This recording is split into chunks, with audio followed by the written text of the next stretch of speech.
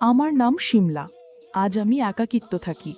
আমার স্বামী আমার পাশে নেই, বিদেশ চলে গেছে। একটি ছিমছাম মধ্যবিত্ত পরিবারে আমার বিয়ে হয়েছে। স্বামী বিল্লাল এক বেসরকারি এনজিওর সৎ এবং পরিশ্রমী কর্মী। আমাদের ছোট্ট সংসারে ভালোবাসার কমতি ছিল না। বিল্লালের রোজগার দিয়ে টানাটানির সংসার হলেও আমাদের মধ্যে বোঝাপড়াটা ছিল চমৎকার। এই সংসারে আমি ছাড়াও ছিলেন আমার বৃদ্ধ শ্বশুর শাশুড়ি আর বিল্লালের ছোট ভাই আলাল। আলাল তখন 10ম শ্রেণীতে পড়ে। বয়সের তুলনায় কিছুটা ছোটোখাটো দেখতে, চেহারায় একটা সরল মায়া লেগে থাকত। আমি ওকে স্নেহ করে পিচ্চি বলে ডাকতাম। ও আমার এই ডাকে বেশ খুশিই হতো। আমি বিয়ের আগে অনার্স শেষ বর্ষে পড়ছিলাম, তাই পড়াশোনার জগৎটা থেকে খুব বেশি দূরে সরে আসিনি। একদিন বিকেলে আমি বারান্দায় বসে কাপড় ভাঁজ করছিলাম। আলাল স্কুল থেকে ফিরে আমার পাশে এসে দাঁড়ালো। মুখটা তার একটু ভার। আমি জিজ্ঞেস করলাম, কিরে পিচ্ছি, আজ আবার কি হয়েছে? স্যারের বকা খেয়েছিস বুঝি? সে মাথা নিচু করে বলল, বৌদি, আমি আর কোচিং সেন্টারে পড়তে যাব না। আমি অবাক হলাম। বললাম, কেন রে? সামনেই তো তোর মাধ্যমিক পরীক্ষা, এখন কোচিং বাদ দিলে চলবে? আলাল একটু ইতস্তত করে বলল, ওখানে স্যার খুব কড়া, পড়া না পারলে সবার সামনে কান ধরে উঠবোস করান। আমার খুব লজ্জা লাগে বৌদি, অনেক বন্ধু বান্ধবী থাকে তো। ওর সরল স্বীকারোক্তি শুনে আমার মায়া হলো। ছেলেটা লাজুক প্রকৃতির। আমি বললাম, তাহলে কি করবি ভাবছিস? সে আমার দিকে আশা নিয়ে তাকিয়ে বলল, বৌদি, আমি যদি তোমার কাছে পড়ি, তুমি তো অনেক ভালো ছাত্রী ছিলে মা বলে। আমি হেসে ফেললাম। বললাম, আমি তো সংসারের কাজ সামলাতে সামলাতেই দিন পার করে দিই। তোকে পড়ানোর সময় কখন পাবো? যদি আমার কাছে পড়তে হয় তাহলে রাতের বেলা ছাড়া তোর সময় হবে না। আলালের মুখটা খুশিতে উজ্জ্বল হয়ে উঠল।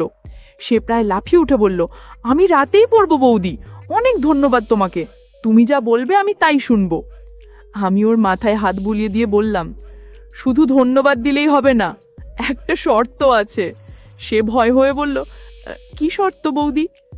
আমি একটু দুষ্টুমি করে বললাম, তুই যদি আমার কাছে পড়া তৈরি করে না আসিস তাহলে আমিও কিন্তু তোকে শাস্তি হিসেবে কান ধরে উঠবস করাবো। আলাল একগাল হেসে বলল, বৌদি, তোমার সামনে আমি 100 বার কান ধরে উঠবস করতে রাজি আছি, তবু ওই স্যারের সামনে একবারও না। ওর কথা শুনে আমার খুব হাসি পেল। বুঝলাম ছেলেটা যেমন সরল তেমনি বুদ্ধিমান, নিজের সম্মান বোধটুকু বেশ টনটনে। সেই দিন থেকেই শুরু হলো আমাদের নতুন পাঠশালা। প্রতিদিন রাতে সংসারের সব কাজ সেরে আমি আলালকে নিয়ে বসতাম। ও পড়তে বেশ মনোযোগী ছিল, তবে মাঝে মাঝে খেয়াল করতাম পড়ানোর সময় সে আমার মুখের দিকে তাকিয়ে অন্যমনস্ক হয়ে যেত। আমি জিজ্ঞেস করলেই বলতো, বৌদি, আপনি এত সুন্দর করে বোঝান যে আমি মুগ্ধ হয়ে শুনি। আপনার পড়ানোর কৌশলটা সত্যি অসাধারণ। আমি হেসে বলতাম, হয়েছে, আর প্রশংসা করতে হবে না, এবার বইয়ের দিকে মন দাও। আমাদের এই ছাত্র শিক্ষিকার সম্পর্কটা খুব অল্প দিনেই বেশ মধুর হয়ে উঠল। ও শুধু আমার ছাত্রই ছিল না, ছোট ভাইয়ের মতো হয়ে উঠেছিল। একদিন সারাদিন বাড়ির কাজ করে আমার শরীরটা খুব ক্লান্ত লাগছিল। আমি আলালকে বললাম, পিচ্ছি, আজ আর পড়াতে পারবো না রে, শরীরটা একদম চলছে না। আমার কথা শেষ হতে না হতেই আলাল ছুটে রান্নাঘরে চলে গেল। কিছুক্ষণ পর এক গ্লাস লেবুর শরবত বানিয়ে নিয়ে এসে আমার হাতে দিয়ে বলল, বৌদি, এটা খেয়ে নাও, দেখবে সব ক্লান্তি দূর হয়ে যাবে। ঠান্ডা শরবতের গ্লাসে চুমুক দিতে দিতে আমি ভাবছিলাম, ছেলেটা ছোট হলেও ওর জ্ঞান বুদ্ধি আর মায়া মমতা অনেক বড়দের চেয়েও বেশি। এই সহজ সরল ছেলেটাকে মানুষের মতো মানুষ করে গড়ে তুলতে হবে, এটাই ছিল আমার তখনকার একমাত্র ভাবনা। দিনগুলো বেশ ভালোই কাটছিল। আলালের পড়াশোনার উন্নতি দেখে আমার শ্বশুর শাশুড়িও খুব খুশি ছিলেন। কিন্তু মধ্যবিত্ত জীবনের সুখ যেন ক্ষণস্থায়ী এক অতিথি। আমাদের সংসারেও অর্থনৈতিক সংকটটা ধীরে ধীরে স্পষ্ট হয়ে উঠছিল। বিল্লালের সামান্য বেতনে বয়স্ক বাবা মায়ের চিকিৎসা, আলালের পড়াশোনার খরচ আর সংসারের বাকি সব চাহিদা মেটানো খুব কঠিন হয়ে পড়ছিল। একদিন রাতে বিল্লাল বিষণ্ণ মুখে বাড়ি ফিরল। আমি বুঝতে পারলাম অফিসে কোনো সমস্যা হয়েছে। খেতে বসে সে মুখ খুলল, বলল, শিমলা, এভাবে আর চলছে না। যে কয় টাকা বেতন পাই সেটা দিয়ে মাস চালানোই দায়, ভবিষ্যতের জন্য কিছুই সঞ্চয় করতে পারছি না।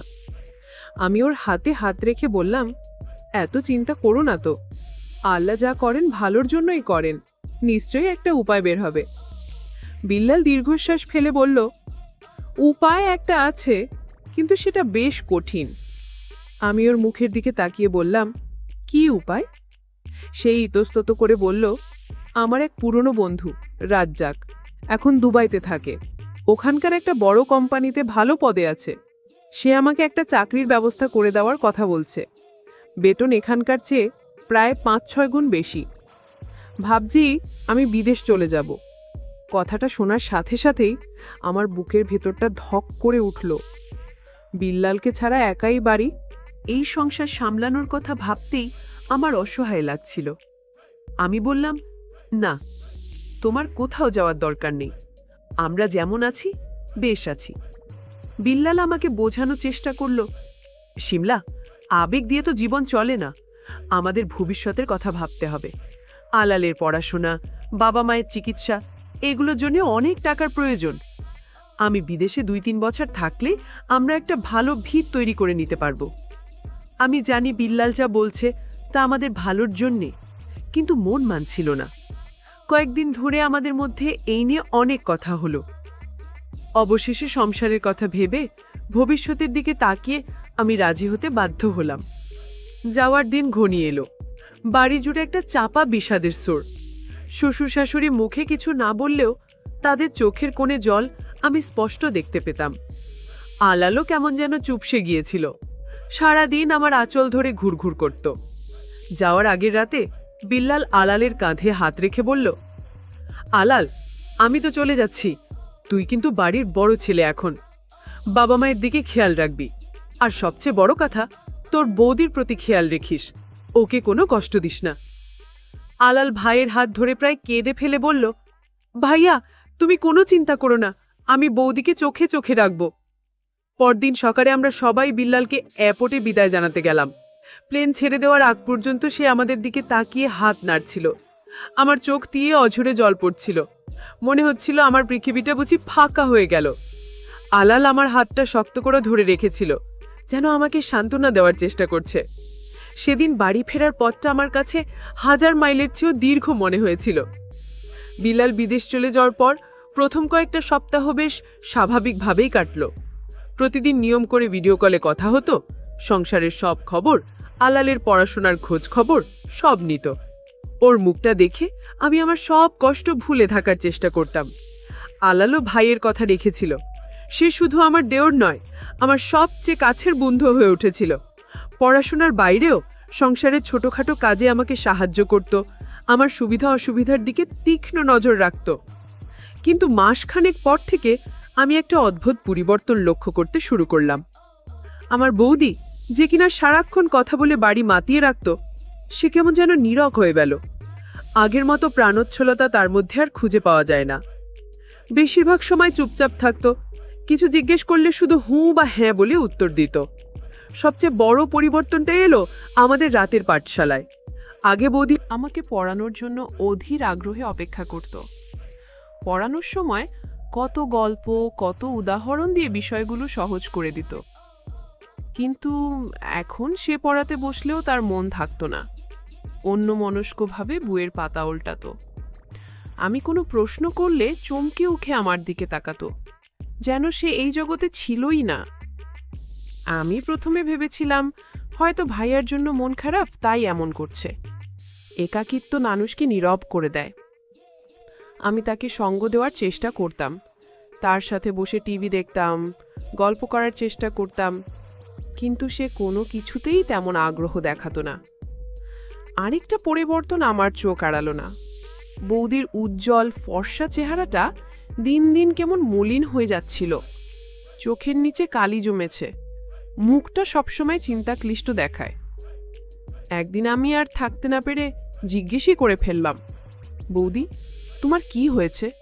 তুমি তো আগে কত সুন্দর ছিলে, ফর্সা ছিলে, কিন্তু এখন এমন মলিন হয়ে যাচ্ছ কেন? তুমি তো রোদে কোনো কাজও করো না। আমার কথা শুনে বৌদি একটু চমকে গেল। তারপর একটা দীর্ঘশ্বাস ফেলে বলল, দুশ্চিন্তা হচ্ছে বড় সমস্যা আলাল। যারা বেশি চিন্তা করে তাদের চেহারার উপর তার প্রভাব পড়ে। আর আমিও একটা গভীর চিন্তায় পড়ে গেছি, তাই হয়তো আমার চেহারাটা এমন হয়ে যাচ্ছে। আমি উদ্বিগ্ন হয়ে জিজ্ঞেস করলাম, তোমার আবার কিসের চিন্তা? আমি কি কিছু সাহায্য করতে পারি? বুঝেছি, ভাইয়া নেই বলে তুমি একাকিত্ব বোধ করছো, তাই না? বৌদি আমার দিকে তাকিয়ে একটা অদ্ভুত দৃষ্টিতে বলল, ঠিক তা না, তুই যেটা ভাবছিস সেটা নয়। আমি বললাম, তাহলে কি? আমাকে বলো, আমি তোমার ছোট ভাইয়ের মতো। আমার আন্তরিকতায় বোধহয় তার মনটা একটু নরম হলো, কিন্তু পরক্ষণেই সে নিজেকে আবার গুটিয়ে নিয়ে কঠিন স্বরে বলল, সব কথা তোকে বলা যাবে না, এত জবাব কি তোকে দিতে হবে? যা, পড়তে বস। বৌদির এই রুক্ষ আচরণে আমি খুব কষ্ট পেলাম। এই বৌদি তো আমার চেনা বৌদি নয়। আমার মনে একটা অজানা ভয় দানা বাঁধতে শুরু করলো। কি এমন চিন্তা যা সে আমার সাথে, এমনকি পরিবারের কারোর সাথেই ভাগ করে নিতে পারছে না? এই নীরবতার পেছনে কোনো রহস্য লুকিয়ে আছে। বৌদির নীরবতা আর মলিন চেহারার পাশাপাশি আরও একটি বিষয় আমাকে ভীষণভাবে ভাবিয়ে তুলছিল। সেটা হলো তার মোবাইল ফোন। ইদানিং বৌদি সারাক্ষণ মোবাইল নিয়ে ব্যস্ত থাকত। যখনই আমি তাকে দেখতাম, হয় সে মোবাইলের স্ক্রিনে তাকিয়ে কিছু একটা করছে, নয়তো কানে ফোন নিয়ে নিচু স্বরে কথা বলছে। ব্যাপারটা এমন পর্যায়ে গিয়েছিল যে সে রান্না করার সময়ও মোবাইলটা চুলার পাশে রেখে দিত। কারো ফোন এলেই ছুটে বারান্দার বা ঘরের কোণে চলে যেত, যেন তার কথা কেউ শুনতে না পায়। এই লুকোচুরি আমার মনে সন্দেহের বীজ বপন করতে শুরু করলো। আমি প্রথমে ভেবেছিলাম হয়তো ভাইয়ার সাথেই কথা বলে, বিদেশের সময়ের অনেক পার্থক্য, তাই হয়তো এমন লুকিয়ে কথা বলতে হয়। কিন্তু ভাইয়ার সাথে কথা বললে তো তার মুখে হাসি থাকার কথা, আনন্দ থাকার কথা। উল্টো ফোন রাখার পর তার মুখটা আরও বেশি গম্ভীর আর চিন্তিত হয়ে যেত। আগের মতো সে আমাকে আর পড়াতো না, আমার সাথে বেশি একটা কথাও বলতো না। আমাদের রাতের পাঠশালা প্রায় বন্ধ হওয়ার উপক্রম। আমি পড়তে বসলে সে বলতো, আজ আমার শরীর ভালো নেই, বা আজ অনেক কাজ, তুই নিজে পড়ে নে। আমার সন্দেহটা দিন দিন বাড়ছিল। একদিন আমি সাহস করে বৌদিকে জিজ্ঞেস করেই ফেললাম, বৌদি, তুমি সারাক্ষণ কার সাথে এত কথা বলো ফোনে? আমার প্রশ্নে সে যেন কিছুটা অপ্রস্তুত হয়ে গেল। নিজেকে সামলে নিয়ে স্বাভাবিক হওয়ার চেষ্টা করে বলল, আর কার সাথে কথা বলবো, তোর ভাইয়ার সাথে। তার উত্তরটা আমার কাছে সন্তোষজনক মনে হলো না। আমার ভেতরের গোয়েন্দা সত্তাটা জেগে উঠল। আমি ঠিক করলাম আমাকে এর সত্যটা যাচাই করতে হবে। আমি একটা বুদ্ধি বের করলাম। বললাম, ও আচ্ছা বৌদি, তোমাকে একটা কথা বলি, কিছু মনে করবে না? তোমার মোবাইলটা একটু আমাকে দেবে, একটা গেম খেলবো। আমার কথা শুনে বৌদির মুখের রং পাল্টে গেল। সে ইতস্তত করে বলল, আমার মোবাইলে কোনো গেম নেই আলাল। আমিও ছাড়ার পাত্র নই। বললাম, সমস্যা নেই, আমি ইন্টারনেট থেকে ডাউনলোড করে তারপর খেলবো। দাও না প্লিজ, বেশিক্ষণ লাগবে না। বৌদি আবার সরাসরি রিফিউজ করলো। বলল, না এখন হবে না, মোবাইলে চার্জ নেই, কালকে দেব। আমি আর জোর করলাম না, বললাম, ঠিক আছে কাল দিও। কিন্তু আমি বুঝে গিয়েছিলাম, ডাল মে কুছ কালা হ্যায়। সে আমাকে মোবাইলটা দিতে চায় না, কারণ সেখানে এমন কিছু আছে যা সে আমার থেকে লুকাতে চায়। আমি নিশ্চিত হলাম বৌদি ভাইয়ার সাথে কথা বলে না, সে অন্য কারোর সাথে কথা বলে। কিন্তু কে সেই মানুষ? বৌদি কেন আমাদের সবার থেকে এই ব্যাপারটা লুকিয়ে যাচ্ছে? আমার মনটা অজানা আশঙ্কায় ভারী হয়ে উঠল। এর ঠিক পরের দিনই এমন একটা ঘটনা ঘটল যা আমার সব সন্দেহকে সত্যি প্রমাণ করে দিল। বিকেলে মা রান্নাঘরে কাজ করছিলেন। হঠাৎ মায়ের ফোনে রিং বেজে উঠল। মা ফোন ধরে অপর প্রান্তের কথা শুনে চমকে উঠলেন। আমি পাশের ঘর থেকে শুনলাম মা বলছেন, হ্যাঁ বিল্লাল, বল বাবা, তুই ভালো আছিস তো? আমি কান খাড়া করলাম। ভাইয়া ফোন করেছে। মা বললেন, কেন, তোর বৌমার নাম্বার ব্যস্ত পাচ্ছিস কেন? সে কি তোর সাথে আজ বা কাল কথা বলেনি? ফোনের ওপার থেকে ভাইয়া কি বলল তা আমি শুনতে পেলাম না। কিন্তু মায়ের মুখের অভিব্যক্তি দেখে বুঝলাম ভালো কিছু নয়। মা বললেন, বলিস কি, আজ 1 সপ্তাহ ধরে কথা বলিসনি? ওর ফোন সারাক্ষণ ব্যস্ত থাকে। আচ্ছা, আমি দেখছি ব্যাপারটা, তুই চিন্তা করিস না। ফোন রেখে মা চিন্তিত মুখে কপালে হাত দিয়ে বসে পড়লেন, আর আমি আড়াল থেকে সবটা শুনে পাথরের মতো স্তব্ধ হয়ে গেলাম। আমার মাথা ঘুরছিল। তাহলে বৌদি আমাকে মিথ্যা বলেছে? সে 1 সপ্তাহ ধরে ভাইয়ার সাথে কথাই বলেনি, তাহলে সে কার সাথে এত সময় ধরে কথা বলে?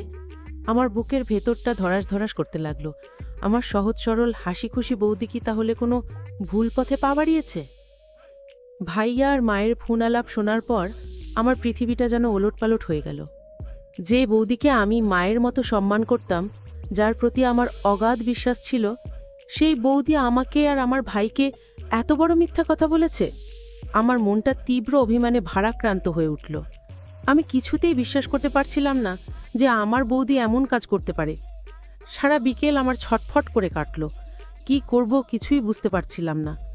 একবার ভাবলাম মাকে সব খুলে বলি, আবার ভাবলাম সত্যিটা না জেনে হুট করে কিছু বলা ঠিক হবে না, এতে সংসারে অশান্তি হতে পারে। আমি সিদ্ধান্ত নিলাম আমি সরাসরি বৌদির সাথেই কথা বলবো, যা হওয়ার হবে। রাতে খাওয়া দাওয়ার পর বৌদি যখন নিজের ঘরে গেল, আমি কিছুক্ষণ পর তার পিছু পিছু গেলাম। সে বিছানায় বসে আবার মোবাইলে কিছু একটা করছিল। আমার পায়ের শব্দে মুখ তুলে তাকালো। আমি ঘরের দরজাটা ভেতর থেকে সাবধানে বন্ধ করে দিলাম। আমার গম্ভীর মুখ আর দরজা বন্ধ করা দেখে বৌদি কিছুটা অবাক হলো। সে জিজ্ঞেস করল, কিরে আলাল, কিছু বলবি? দরজা বন্ধ করলি কেন? আমি তার চোখের দিকে সরাসরি তাকিয়ে বললাম, বৌদি, আমি তোমার সাথে কিছু জরুরি কথা বলতে এসেছি। আশা করি তুমি আমাকে সত্যিটা বলবে। আমার গলার স্বরে এমন কিছু ছিল যা বৌদিকে বিচলিত করে তুলল। সে মোবাইলটা পাশে রেখে সোজা হয়ে বসল। বলল, কি কথা? এমনভাবে বলছিস যেন আমি কোনো অপরাধ করেছি। আমি আর কোনো ভূমিকা না করে বললাম, তুমি আমার সাথে সত্যি কথা বলনি বৌদি। তুমি ভাইয়ার সঙ্গে 1 সপ্তাহ ধরে কথা বলো না কেন? আজ বিকেলে ভাইয়া মায়ের মোবাইলে ফোন দিয়েছিল। আমার কথা শুনে বৌদির মুখটা ফ্যাকাশে হয়ে গেল। সে যেন ভূত দেখার মতো চমকে উঠেছে। কয়েক মুহূর্ত সে কোনো কথা বলতে পারল না। তার এই নীরবতাই আমার সন্দেহশীল মোহর দিয়ে দিল। আমি নিজেকে আর ধরে রাখতে পারলাম না। আমার গলায় অভিমান আর ক্ষোভ একসাথে ফুটে উঠল। কেন মিথ্যে কথা বললে আমাকে? কার সাথে কথা বলো তুমি? সারা দিন ভাইয়া বিদেশে একা একা কত চিন্তা করে, আর তুমি এখানে। আমার কথা শেষ হওয়ার আগেই বৌদি কান্নায় ভেঙে পড়ল। ফুপিয়ে ফুপিয়ে কাঁদতে কাঁদতে বলল, তোরা সবাই আমাকে সন্দেহ করছিস, তাই না? তোর ভাইও আমাকে সন্দেহ করছে। তার কান্না দেখে আমার মনটা কিছুটা নরম হলো, কিন্তু আমি আমার অবস্থান থেকে সরলাম না। বললাম, সন্দেহ তো হবেই, তোমার আচরণই তো সন্দেহের মতো। যদি তুমি কোনো ভুল না করে থাকো তাহলে তুমিই বলে ফেলো, কার সঙ্গে এত কথা বলো তুমি? আমার প্রশ্নে বৌদি কান্না থামিয়ে আমার দিকে তাকালো। তার চোখে ছিল একরাশ ভয় আর অসহায়ত্ব। সে কিছুক্ষণ চুপ করে থেকে কাঁপা কাঁপা গলায় বলল, বলবো, আমি তোকে সব বলবো, কিন্তু তার আগে তুই আমাকে কথা দে, এই কথা তুই আর কাউকে বলবি না, তোর মা বাবা বা তোর ভাইকেও না। আমি তার শর্তে অবাক হলাম, কিন্তু রহস্যের শেষ পর্যন্ত যাওয়ার জন্য আমি রাজি হলাম। বললাম, ঠিক আছে, কাউকে বলবো না, এবার তুমি বলো। বৌদি বিছানা থেকে নেমে আমাকে ঘরের এক কোণে নিয়ে গেল। তারপর ফিস ফিস করে চাপা গলায় যা বলল তা শোনার জন্য আমি মোটেও প্রস্তুত ছিলাম না। তার প্রতিটি কথা আমার মাথায় যেন হাতুড়ির মতো আঘাত। ঘরের কোণের আবছা অন্ধকারে তার চোখ দুটো চিকচিক করছিল। সে চাপা ভীত গলায় বলতে শুরু করল, আলাল, আমি তোকে এখন যা বলতে যাচ্ছি তা শোনার পর হয়তো তুই আমাকে আরও বেশি ভুল বুঝবি, কিন্তু বিশ্বাস কর, আমার আর কোনো উপায় ছিল না। আমি অধৈর্য হয়ে বললাম, কি হয়েছে? তুমি খুলে বলো বৌদি। বৌদি একটা লম্বা শ্বাস নিয়ে বলল, আসলে বিয়ের আগে আমার জন্য একটা সম্বন্ধ এসেছিল। ছেলেটার নাম রাজ্জাক। আমাদের দূর সম্পর্কের আত্মীয় সূত্রে প্রস্তাবটা এসেছিল। ছেলেটা দেখতে শুনতে ভালো, অবস্থাপন্ন পরিবারের, কিন্তু কথা বলার পর ছেলেটাকে আমার একদম পছন্দ হয়নি। তার কথাবার্তায় এক ধরনের অহংকার এবং অসম্মানজনক ভঙ্গি ছিল। আমি সরাসরি না করে দিই। আমি অবাক হয়ে শুনছিলাম। এই ঘটনার সাথে বর্তমান পরিস্থিতির কী সম্পর্ক তা আমি বুঝতে পারছিলাম না। বৌদি বলে চলল, এরপর আমার সাথে তোর ভাইয়ের বিয়ে হয়ে যায়।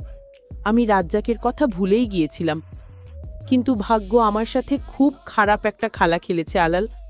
তোর ভাইয়া মানে আমার স্বামী বিল্লাল বিদেশে যার হাত ধরে গেল, যার ওপর ভরসা করে গেল, সেই মানুষটাই হলো ওই রাজ্জাক। কথাটা শুনে আমি চমকে উঠলাম। বললাম, বলো কি? এ তো হতেই পারে না। বৌদির গলা দিয়ে কান্না বেরিয়ে এলো। হ্যাঁ, এটাই সত্যি। আমি প্রথমে জানতাম না। বিল্লাল যাওয়ার কিছুদিন পর একদিন একটা অচেনা নাম্বার থেকে আমার ফোনে কল আসে। আমি ফোন ধরতেই ওপাশ থেকে রাজ্জাক কথা বলে। সে জানায় যে বিল্লাল তারই অধীনে কাজ করে। আমি প্রথমে বিশ্বাস করিনি, কিন্তু পরে তোর ভাইয়ের কাছে কথার ছলে খোঁজ নিয়ে জানতে পারি ব্যাপারটা সত্যি। বৌদি শাড়ির আঁচলে চোখ মুছে আবার বলল, প্রথম কয়েকদিন সে আমার সাথে এমনি সাধারণ খোঁজ খবর নিত, কিন্তু তারপরই সে তার আসল রূপ দেখাতে শুরু করে। সে আমাকে ফোন করে নানাভাবে চাপ দিত এবং অস্বস্তিকর কথা বলাতো। সে বলে আমি নাকি তাকে ফিরিয়ে দিয়ে খুব বড় ভুল করেছি। এখন সে আমাকে দেখিয়ে দেবে সে কি করতে পারে। আমি দাঁতে দাঁত চেপে বললাম, লোকটা তোমাকে হুমকি দিচ্ছে? বৌদি মাথা নেড়ে সম্মতি জানিয়ে বলল, হ্যাঁ, সে আমাকে ফোন করে ঘন্টার পর ঘন্টা কথা বলতে বাধ্য হুমকি দিয়েছে। যদি আমি তার কথা না শুনি, তার সাথে কথা না বলি, তাহলে সে আমার স্বামীর অনেক বড় সমস্যা তৈরি করে দেবে। সে তোর ভাইকে মিথ্যা অভিযোগে ফাঁসাতে পারে, চাকরি থেকে বের করে দিতে পারে। বিদেশের মাটিতে তোর ভাই একা, অসহায়। রাজ্জাকে সেখানে অনেক প্রভাব। আমি ভয়ে কাউকে কিছু বলতে পারিনি আলাল। আমি যদি তোর ভাইকে বা বাড়ির কাউকে ব্যাপারটা জানাই, তাহলে রাজ্জাক যদি সত্যি সত্যি তোর ভাইয়ের কোনো ক্ষতি করে দেয়। এই ভয় আমি দিনের পর দিন একা একা এই অত্যাচার সহ্য করে যাচ্ছি। আমি আমার স্বামীকে রক্ষা করার জন্যই তার সাথে কথা বলতে বাধ্য হয়েছি। সে বলেছিল, যদি তুই আমার সাথে কথা না বলিস, তাহলে তোর স্বামীর বড় ক্ষতি হয়ে যাবে। সবটা শুনে আমি স্তব্ধ হয়ে গেলাম। আমার পায়ের নিচের মাটি যেন সরে যাচ্ছিল। একটা মানুষ কি করে নিচু মনের হতে পারে? আমি আমার বৌদিকে কত ভুল বুঝেছি। সে তার স্বামীর সুরক্ষার জন্য নিজের কষ্ট প্রতিদিন সহ্য করে যাচ্ছে, আর আমি তাকে সন্দেহ করেছি। আমার নিজের ওপর তীব্র ঘৃণা হলো। আমি বৌদিকে বললাম, বৌদি, তুমি এতদিন একা একা সব সহ্য করেছ, আমাকে একবার বলতে পারতে। বৌদি কেঁদে ফেলে বলল, কি বলতাম তোকে? তুই তো ছোট। আমি খুব ভয়ে আছি আলাল। আমি আর এক মুহূর্তও দেরি করলাম না। আমি বুঝতে পারলাম এখন আর ভয় পেয়ে চুপ করে থাকার সময় নেই। এখন সময় পাল্টা আঘাত করার। আমি বৌদির চোখের জল মুছিয়ে দিয়ে দৃঢ় কণ্ঠে বললাম, তুমি কোনো চিন্তা করবে না বৌদি, আমি সব কিছুর ব্যবস্থা করছি। ওই রাজ্জাক নামের লোকটাকে তার কাজের শাস্তি পেতেই হবে। সেই মুহূর্তে 10ম শ্রেণীতে পড়া আমি যেন এক সুঙ্কানে অনেক বড় হয়ে গেলাম। আমার কাঁধে এখন শুধু আমার পড়াশোনার ভার নয়, আমার বৌদির সম্মান আর আমার ভাইয়ের জীবন বাঁচানোর দায়িত্ব এসে পড়েছে। বৌদির কাছ থেকে শোনা সবটা বিষয় আমি ভাইকে ফোন করে বলবো না বলে সিদ্ধান্ত নিলাম। থেকে সবটা শোনার পর আমার মাথা কাজ করা শুরু করে দিল। ভয়, ক্ষোভ আর উত্তেজনায় আমার ভেতরটা তোলপাড় করছিল। কিন্তু আমি জানতাম এখন ভেঙে পড়লে চলবে না, আমাকেই একটা উপায় বের করতে হবে। বৌদি আমার দিকে অসহায়ভাবে তাকিয়েছিল, তার চোখে ছিল এক রাশ আশা। আমি তাকে হতাশ করতে পারি না। আমি বৌদিকে শান্ত করে বিছানায় বসালাম, এক গ্লাস পানি এনে তাকে খেতে দিলাম। বললাম, বৌদি, তুমি আগে শান্ত হও, কান্নাকাটি করে কোনো লাভ নেই, আমাদের এখন ঠান্ডা মাথায় ভাবতে হবে। বৌদি ফোপাতে ফোপাতে বলল, কি ভাববো আমি? আমার মাথা কাজ করছে না। রাজ্জাক যদি বিল্লালের কিছু করে দেয়? আমি তাকে থামিয়ে দিয়ে বললাম, কিছুই হবে না, আমরা ভাইয়াকে সব জানাবো। আমার কথা শুনে বৌদি আতকে উঠল, বলল, না না, এ কাজ করিস না, বিল্লাল খুব মাথা গরম মানুষ, ও যদি রাজ্জাকের সাথে সরাসরি ঝামেলায় জড়ায় তাহলে বিপদ আরও বাড়বে। আমি বললাম, বৌদি, তুমি ঠিকই বলেছ, আমরা ভাইয়াকে এমনভাবে জানাবো যেন সে মাথা গরম না করে, আর এই কাজটা আমি করব। আমি আমার পরিকল্পনাটা বৌদিকে খুলে বললাম। প্রথমে কিছুটা দ্বিধা করলেও আমার আত্মবিশ্বাস দেখে সে রাজি হলো। পরের দিন সকালে আমি মায়ের ফোনটা নিলাম। মাকে বললাম, আমার এক বন্ধুর সাথে জরুরি কথা আছে, আমার ফোনে ব্যালেন্স নেই। মা সরল বিশ্বাসে ফোনটা আমাকে দিয়ে দিলেন। আমি নিজের ঘরে এসে দরজা বন্ধ করলাম। তারপর মায়ের নাম্বার থেকে সরাসরি ভাইয়াকে ফোন দিলাম, কারণ বৌদির নাম্বার থেকে ফোন দিলে রাজ্জাক হয়তো ট্রেস করতে পারে বা ভাইয়াকে কিছু বলতে পারে। 2-3 বার রিং হওয়ার পর ভাইয়া ফোন ধরল, বলল, হ্যালো মা, কেমন আছো? আমি গলাটা করে বললাম, ভাইয়া, আমি আলাল। আমার গলা শুনে ভাইয়া অবাক হলো, বলল, কি রে তুই, মায়ের ফোন থেকে? সব ঠিক আছে তো? বৌদি ভালো আছে? আমি বললাম, ভাইয়া, আমি তোমাকে খুব জরুরি একটা কথা বলার জন্য ফোন করেছি, তুমি প্লিজ মাথা ঠান্ডা রেখে আমার সব কথা শুনবে, কোনো হুটহাট সিদ্ধান্ত নেবে না, আমাকে কথা দাও। আমার কথার ধরনে ভাইয়া বুঝতে পারলো ব্যাপারটা গুরুতর। সে বলল, আচ্ছা বল, আমি শুনছি। এরপর আমি এক এক করে সব ঘটনা ভাইয়াকে খুলে বললাম। রাজ্জাকের পরিচয়, তার পুরনো প্রস্তাব এবং এখন সে কিভাবে বৌদিকে ব্ল্যাকমেল করছে সবটা। আমি এটাও বললাম যে বৌদি তোমার কোনো ক্ষতি হবে এই ভয়েই এতদিন চুপ করেছিল এবং লোকটার সাথে কথা বলতে বাধ্য হচ্ছিল। সব শুনে ফোনের ওপাশে ভাইয়া কিছুক্ষণ একদম চুপ করে রইল। আমি তার নিঃশ্বাসের শব্দ পাচ্ছিলাম। আমি ভয় পাচ্ছিলাম সে হয়তো এখন রেগে গিয়ে রাজ্জাককে ফোন করে বসবে। কিছুক্ষণ পর ভাইয়ার গলা শোনা গেল, কিন্তু তার কণ্ঠস্বর অবাক করার মতো শান্ত ছিল। সে বলল, ওই বদমাসটা এত নিচে নামতে পারে আমি ভাবতে পারিনি। আমি ওর ওপর ভরসা করে এখানে এসেছি। আচ্ছা আলাল, তুই বৌদিকে বলবি সে যেন একদম চিন্তা না করে, আর আজ থেকে রাজ্জাক ফোন করলে সে যেন আর ফোন না ধরে। ফোন বন্ধ করে রাখলে আরো ভালো। আমি বললাম, কিন্তু ভাইয়া, সে যদি তোমার ক্ষতি করে? ভাইয়া দৃঢ় কণ্ঠে বলল, সে সুযোগ আমি তাকে দেব না। আমি দেখছি কি করতে হবে। তুই শুধু বৌদিকে সাহস দিবি আর ওর পাশে থাকবি। আর শোন, এই ব্যাপারটা মা বাবাকে এখন কিছু জানাস না, তারা অকারণে চিন্তা করবে। ভাইয়ার শান্ত কিন্তু আত্মবিশ্বাসী গলা শুনে আমার মনটা শান্ত হলো। আমি বললাম, ঠিক আছে ভাইয়া, তুমি নিজের খেয়াল রেখো। ফোন রেখে আমি বৌদির কাছে ছুটে গেলাম, তাকে সবটা খুলে বললাম। ভাইয়ার কথা শুনে তার ফ্যাকাশে মুখে যেন একটু রক্তের আভা ফিরে এলো। তার চোখ দুটো কৃতজ্ঞতায় ছলছল করতে লাগলো। সে আমাকে বলল, তুই আজ আমাকে অনেক বড় বিপদ থেকে বাঁচালে পিচ্ছি। তুই না থাকলে আমি কি করতাম জানি না। আমি বললাম, আমি তোমার ছোট ভাই না? ভাইয়ের জন্য এটুকু তো করতেই পারি। সেদিন থেকে আমাদের দুজনের মধ্যে এক নতুন সমীকরণ তৈরি হলো। আমরা আর শুধু দেওর বৌদি ছিলাম না, আমরা ছিলাম একে অপরের সবচেয়ে বড় সাপোর্টার, এক ভয়ঙ্কর ষড়যন্ত্রের বিরুদ্ধে দুই সহযোদ্ধা। আমরা এখন শুধু ভাইয়ার ফোনের অপেক্ষায়। ভাইয়ার সাথে কথা বলার পর 2-3 দিন কেটে গেল। এই কয়েকদিনটা আমাদের খুব উদ্বেগের মধ্যে কেটেছে। বৌদি ভাইয়ার কথা মতো রাজ্জাকের ফোন ধরা পুরোপুরি বন্ধ করে দিয়েছিল। প্রথম দিন রাজ্জাক প্রায় 50 বার ফোন করেছিল, কিন্তু বৌদি একবারও ধরেনি। আমরা দুজনই ভয়ে ভয়ে ছিলাম এই বুঝি বিদেশ থেকে কোনো খারাপ খবর আসে। তৃতীয় দিনের মাথায় বিকেলে ভাইয়া আবার মায়ের নাম্বারে ফোন দিল। আমি ফোনটা ধরে হ্যালো বলতেই ওর পাশ থেকে ভাইয়ার উচ্ছ্বসিত গলা শুনতে পেলাম, আলাল, সব ঠিক হয়ে গেছে। আমি খুশিতে প্রায় চিৎকার করে উঠলাম, সত্যি ভাইয়া? কি হয়েছে খুলে বলো। ভাইয়া যা বলল তা শোনার পর রাজ্জাকের জন্য করুণা এবং ভাইয়ার বুদ্ধির জন্য গর্ব হলো। ভাইয়া আমার ফোন পাওয়ার পর একটুও মাথা গরম করেনি। সে খুব ঠান্ডা মাথায় প্রমাণ সংগ্রহ করতে শুরু করে। বৌদির সাথে রাজ্জাকের আগের কিছু কথোপকথনের রেকর্ড, যেগুলো বৌদি ভয়ে করে রেখেছিল, আমি ভাইয়াকে পাঠিয়েছিলাম। ভাইয়া সেই রেকর্ডিং এবং আমার দেওয়া তথ্যের ভিত্তিতে তার কোম্পানির হিউম্যান রিসোর্স বা HR ডিপার্টমেন্টে রাজ্জাকের বিরুদ্ধে আনুষ্ঠানিক অভিযোগ দায়ের করে। সেই শুধু হ্যারাসমেন্টের অভিযোগই করেনি, সাথে ব্ল্যাকমেলিংয়ের প্রমাণও জমা দেয়। তাদের কোম্পানি এই ধরনের বিষয় খুব গুরুত্বের সাথে দেখে। সাথে সাথে একটা অভ্যন্তরীণ তদন্ত কমিটি গঠন করা হয়। রাজ্জাককে জিজ্ঞাসাবাদের জন্য ডাকা হয়। প্রথমে সেসব অস্বীকার করলেও অডিও রেকর্ডিংয়ের প্রমাণ সামনে আসায় সে ভেঙে পড়ে এবং সব স্বীকার করে। কোম্পানি তার বিরুদ্ধে কঠোর ব্যবস্থা নিয়েছে। তাকে শুধু চাকরি থেকে বরখাস্তই করা হয়নি, তার কাজের ভিসা বাতিল করে তাকে দেশে ফেরত পাঠানোর ব্যবস্থা করা হয়েছে। বিদেশের মাটিতে এমন কেলেঙ্কারির কারণে তার ভবিষ্যৎ অন্ধকার।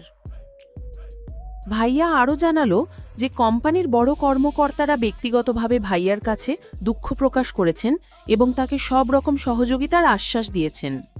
তারা ভাইয়ার সততা এবং সাহসের প্রশংসাও করেছেন। সব শুনে আমি আর বৌদি যেন হাঁফ ছেড়ে বাঁচলাম। বৌদির চোখ দিয়ে আনন্দশ্রু গড়িয়ে পড়ছিল।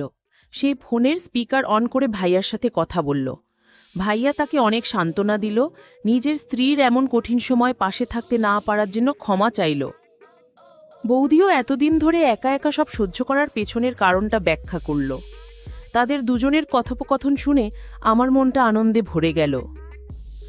কিছুক্ষণ পর আমি ভাইয়াকে বললাম, ভাইয়া, তুমি কিন্তু খুব বুদ্ধিমানের মতো কাজ করেছ।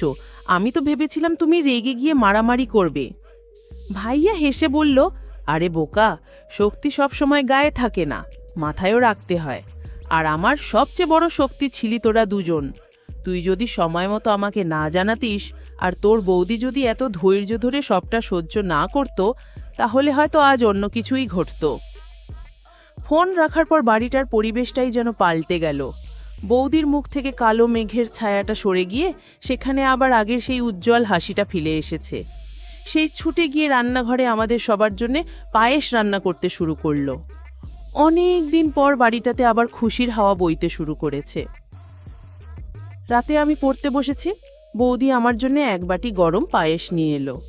আমার পাশে বসে সে বলল, আজ থেকে আমাদের পাঠশালা আবার আগের মতো শুরু হবে, আর কোনো ফাঁকি দেওয়া চলবে না। আমি হেসে বললাম, আমার একজন টিচার দরকার নয়। আমার কথা শুনে বৌদি খিলখিল করে হেসে ফেলল। তার সেই প্রাণ খোলা হাসিটা শুনে আমার মনে হলো আমি আমার পুরনো বৌদিকে আবার ফিরে পেয়েছি। আমি সেদিন বুঝতে পারলাম আমার বৌদির কোনো গোপন খারাপ উদ্দেশ্য ছিল না। তার একমাত্র উদ্দেশ্য ছিল তার সংসারকে, তার স্বামীকে সব বিপদ থেকে রক্ষা করা। সে একজন সত্যিকারের যোদ্ধা, যে নীরবে নিজের সব কষ্ট সহ্য করে পরিবারকে আগলে রেখেছিল। আমার ভুল ভেঙেছিল, আর তার প্রতি আমার শ্রদ্ধা 1000 গুণ বেড়ে গিয়েছিল। গল্পের শিক্ষা: কোনো মানুষের আচরণে হঠাৎ পরিবর্তন দেখলে তাকে ভুল বোঝার আগে বা কোনো সিদ্ধান্তে পৌঁছানোর আগে তার পেছনের কারণটা জানার চেষ্টা করা উচিত। অনেক সময় নীরবতার আড়ালে অনেক বড় আত্মত্যাগের গল্প লুকিয়ে থাকে। খোলাখুলি কথা বললে অনেক বড় সমস্যারও সহজ সমাধান খুঁজে পাওয়া যায়। বন্ধুরা, গল্পটি যদি তোমাদের কাছে ভালো লেগে থাকে তাহলে আমার চ্যানেলটি সাবস্ক্রাইব করে পাশে থাকবা।